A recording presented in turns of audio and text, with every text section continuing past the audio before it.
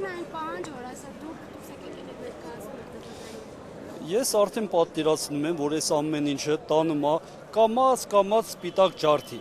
Թե թուրքերը այն ժամանակ կարողացան թրով, սրով ջարդել, հիմա խաղաղ ձևով, ստորագրությունով մեզ կտանեն այդ ջարդին։ Եկել եմ, որ իմ պահանջը արդարացի ներկայացնեմ, իմ բողոքի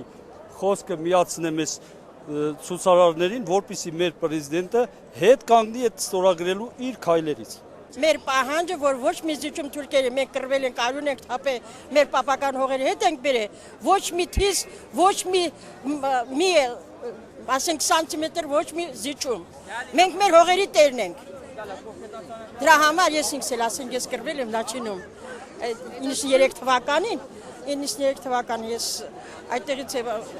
ոնց որ կիսամարտում ես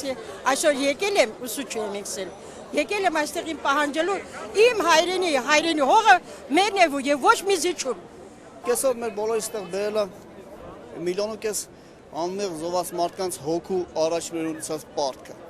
որ մենք ունենք նրանցից պահանջելու առաջինը ճանաչեն ցեղասպանությունը, որից հետո մենք կգնանք արդեն բնական է սահմանը փակմանալ երկար չի կարող, բայց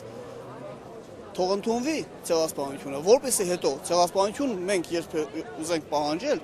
մեզ փաստի առաջ չկանգնեցնեն զարկերակը սեղմելով։ Դա մի զարկերակա, որից օգտվելու են մեր օլիգարխներ, որպեսզի թուրքերի հետ սահմանը չբացվի։ Ինչ գիտես դու թուրքերի հետ սահմանի մասին,